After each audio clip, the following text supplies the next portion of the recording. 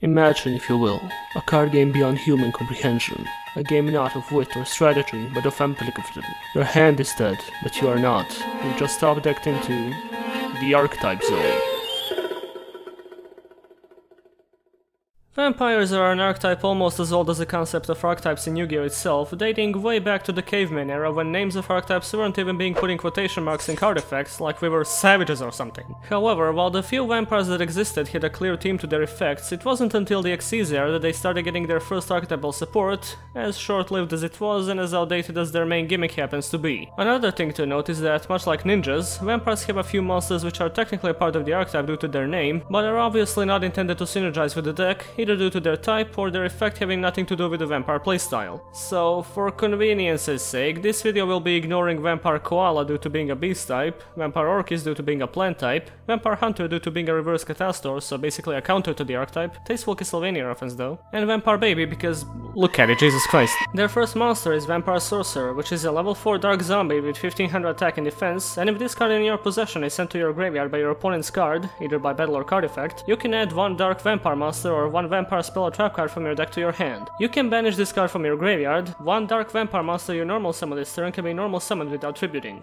It's as close to archetypal consistency boosting as it gets with vampires. This guy searches your entire archetype, but at a very flimsy cost of relying on your opponent to do so. His graveyard effect is neat given that the majority of the archetype is level 5 or higher and gets their effects off when normal summoned, so it happens to be a better uni-zombie target than being its own normal summon. While there are issues with the first effect, especially now that bouncing is the hip thing to do again, Sorcerer does cover a lot of necessary ground for vampires, making him a 3-off. Their other level 4 monster is Vampire Lady. She's another dark zombie, this time with a grand total of 50 more attack and defense than Sorcerer, and when this card inflicts battle damage to your opponent, declare one card type, monster, spell or trap, and your opponent sends one card of that type from their deck to the graveyard. This is, to give it a name, the standard issue bleed effect present on most of the vampire monsters, and also the wooden stake through the archetype's heart. The effect originated with their first monster back in 2002, and while it was pretty good for the time and even had meta relevance, it was only good due to the absence of many cards with beneficial graveyard effects. The main downside of this effect is that you're allowing your opponent to freely choose which card to send to the graveyard, which in most cases results in giving them a free foolish to set up their plays. Depending on the format, calling a specific type of card can be a death sentence given that most archetypes these days have access to some form of graveyard effect recovery. Hell, even without graveyard effects, people nowadays run multiples of most of their cards and you're not exactly taking away resources which are immediately available to the opponent, so it's even arguable if you're putting them into a minus in the first place. Other than that, Vampire Lady doesn't have much going on to help the archetypes, so this is usually one you ignore for the sake of better playmakers. One of said playmakers is Vampire Duke, a level 5 monster with 2000 attack and 0 defense, and when he's normal summoned, you can target one dark vampire monster in your graveyard and special summon it in defense position. When this card is special summoned, apply the bleed effect. You can only use this effect once per turn, and this card cannot be used as an Xyz material except for the summon of a dark Xyz monster. Always bet on Duke? Well, maybe not always, but it's a decent card for the one thing vampires have going for them, and that's making dark rank 5 Xyz. However, other than their own Xyz monster, the selection is quite limited to say the least, as the generic 2-material dark rank 5 lineup is not exactly the most versatile bunch of monsters in the game. They have a counter to Trickstars though, that's a thing. The bleed effect is pretty standard, the card is a level 5 so it occasionally enables a Tzolk'in play with Unizombie, or it used to before the end times. So while he's not very good during early game, he puts in decent work later on. Similar to Duke is Shadow Vampire, exact same level, type and stats, and when he's normal summoned, you can special summon one dark vampire monster from your hand or deck, except Shadow Vampire, but only that monster can attack this turn. Again, can only be used to Xyz summon a dark monster. As is the case with most cards that fetch the rest of your archetype from the deck onto the field, you never really run any less than 3 of these. The attack restriction is annoying because if you don't feel like waiting until main phase 2 to Xyz summon, you basically lose your damage output for that turn, and the dark monster limitation is still present, but in most cases, summoning Shadow results in an instant rank 5, so I can't really complain too much. This card is really the face of this archetype. Good at what it does, it's just that what it does is not very impressive.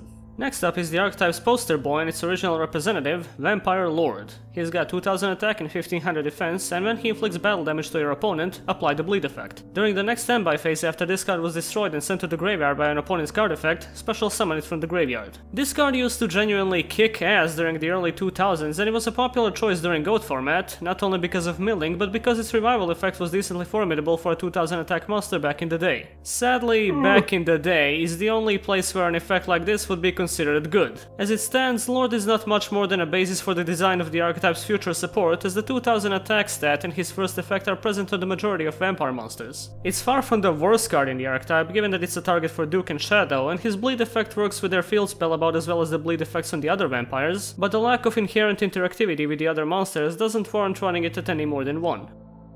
Vampire Dragon is one ugly hellspawn, and understandably so, given that it's a fan-made artwork contest card, so essentially it has no reason to exist, and I'm only reviewing it on the grounds of it being a dark level 5 zombie-type vampire monster. It's got 2400 attack and 0 defense, and when this tribute summoned card is sent from the field to the graveyard, you can add one level 4 or lower monster from your deck to your hand. I've seen worse fan-made cards. Bugatti Veyron, tuner, this is a tuner. It is a tuner. Tuner it can be. It's really a tuner. And while this has a surprising amount of synergy with the archetype due to being the largest body you can summon with Shadow, the surprise only comes from the card being made during the 8-year period in which vampires had no support whatsoever. The floating effect is too specific to matter for this archetype due to how slow it is and the lack of decent targets other than Sorcerer, so I can't find any reason to run this unless you're the 10-year-old who designed the card. Get your shit together, Christopher. Vampire's Curse is their first level 6, it has 2000 attack and 800 defense, and when it's destroyed by battle and sent to the graveyard, you can pay 500 life points to special summon it during the standby phase of the next turn, and when you do, it gains 500 attack. Just don't. It's one of the vampire monsters released before the 9-year gap, and there was more focus on the graveyard revival aspect, and while it was tolerable for the time, there's literally no incentive to run this nowadays. Even if it was level 5, there are no effects here that synergize too well with the rest of the archetype, so much like the non-canon manga the card originates from, it's irrelevant.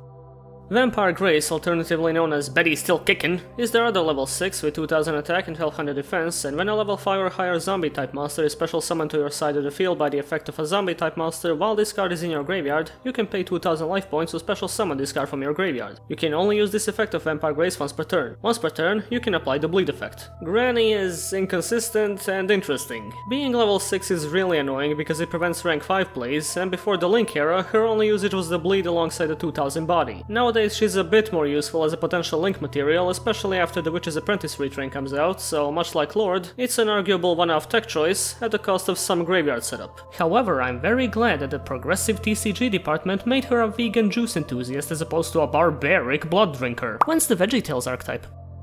Simo?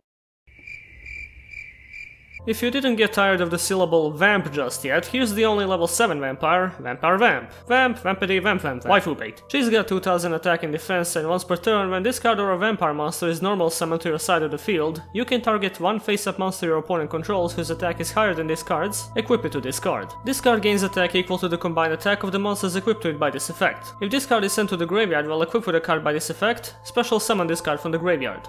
TCG strikes back with their own original piece of vampire support, rounding up the disappointment from Primal Origin initiated by quote-unquote support cards such as Nerokius. This is not an awful effect honestly, you can definitely pull off some snatching against certain slower decks and get vamped to some pretty high attack values, provided you're able to summon vampires on a consistent basis. If you have no sorcerer in the graveyard, she's a dead card, and while you can pull her effect off when she's normal summoned, it's not always guaranteed your opponent will be controlling high attack monsters, and she might just leave the field before you manage to normal summon another vampire. Furthermore, she's level 7, so you're screwed over in the Xyz department, and her effects do nothing to extend your plays, therefore Vamp is a gimmicky boss monster at best. Not recommended. For the final main deck vampire, we're going back to 2004, into the Zombie Madness structure deck. The level 8 Vampire Genesis has 3000 attack and 2100 defense, cannot be normal summoned or set, and can only be special summoned by banishing one Vampire Lord you control. Once per turn, you can discard one zombie type monster to the graveyard, what, as opposed to discarding it to the deck? Then target one zombie type monster in your graveyard with a level less than the discarded monsters, special summon that target. There are traces of a good effect here, because reviving zombies while giving them more graveyard setup is a great idea, but it's bogged down by the card's awful summoning condition which incentivizes running one of the mediocre vampires, and the fact that you can only summon monsters with lower levels than the discarded one means you will run out of monsters to cycle through pretty quickly. It was obviously intended as relatively generic zombie support, and I appreciate that, but the years of zombies we got over the following 13 years made it as irrelevant as humanly possible. Vampirely possible?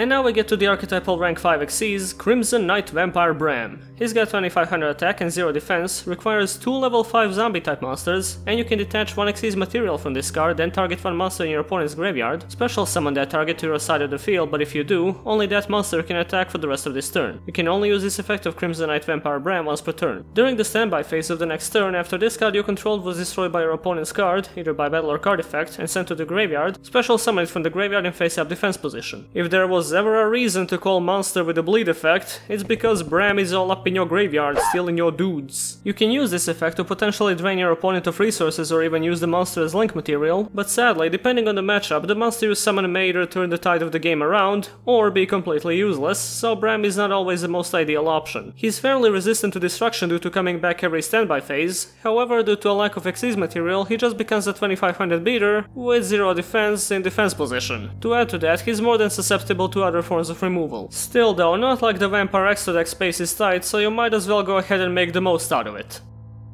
The Vampire field spell is Vampire Kingdom, and I will never forgive the TCG for getting rid of the name Vampire Empire. Zombie type monsters gain 500 attack during damage calculation only. Once per turn, when a card is sent from your opponent's deck to the graveyard, target 1 card on the field, send 1 Dark Vampire monster from your hand or deck to the graveyard, and if you do, destroy that target. This one is essential if you're aiming to make any use out of the bleed effect, since not only do they become field pops, but also let you set up your graveyard while essentially making the card exclusive to the archetype so that it's not a generic counter to any decks that benefit from self-milling. The attack boost is also neat given the mediocre attack values in the vampires, however the pop effect is mandatory, so watch out if you're using the bleed effect while your opponent controls no cards. Ratios are arguable, but it's always worth running at least one. And the final vampire card is Vampire Takeover. It's a normal trap with the following effect. If you have no card in your field zone and all face-up monsters you control are zombie type, activate 1 Vampire Kingdom directly from your deck, then you can special summon 1 Dark Vampire monster from your graveyard in face-up defense position. You can only activate 1 Vampire Takeover per turn. Just to hammer in how much they wanted you to use the field spell, here's a card that fetches it straight from the deck, along with being a Call of the Haunted. The effect is good, but the activation condition can occasionally screw you over if you control no monsters, and besides, we have more than enough ways of searching field spells in this day and age. Run one only if you feel like it. You're pretty high up, don't fall, please! Now for one of the trickier grading skills I've had to apply to an archetype.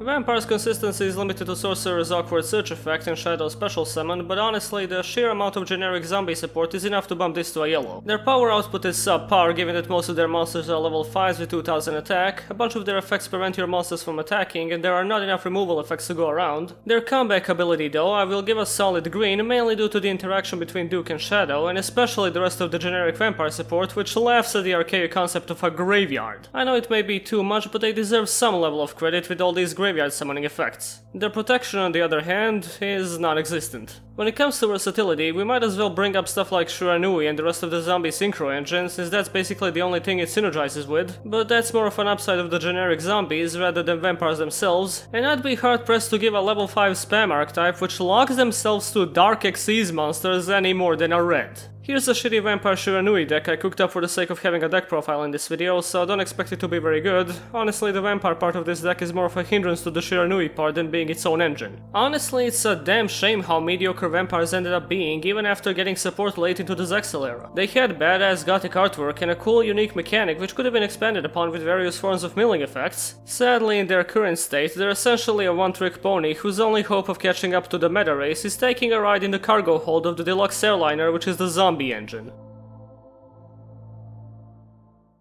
Don't make me. Why? Excuse me? Why? Why what? Why anything? Why am I doing this? Well... I'm living in a box, surrounded by cartoon characters while I review cards from a dying man-children's card game. This can't be it. I'm not a cartoon character. Yesterday, I was going to get some pizza, and on my way I got interrupted by that goddamn cloud, and before we know it, we're in a 3-hour conversation about acid rain. Not the card. It's an important issue. A day before that I had a peaceful walk in the park. A peaceful walk in the park which was interrupted by the police asking me why there's an alien man stalking them and asking them to recite Tchaikovsky. What is happening? You think that outside of your life waits everything you've ever known. Well, I wouldn't necessarily put it like that. and you think the game is dying. What physical TCG isn't dying? It's a dying medium. Let me show you something. This part, the part with the spirals, that's the people who play to win. See that other part? That's me. I went to Worlds, I had my reactor deck, I spent months on it, and I lost before I even knew what happened. You and me, we're in that little slice right now, playing Metallizing Parasites and Gemini Turbo. The rest of the world is playing Spirals. You don't want any part in the rest of the world. Do you know why you do this? It's not because the game is good, the game is shit. It's going to fizzle out and die before anyone knows. The truth is that I need your review energy. My what? Review energy. I gambled my shape away in a poker game a few million years ago, and I need to buy it back. So keep at it, or else.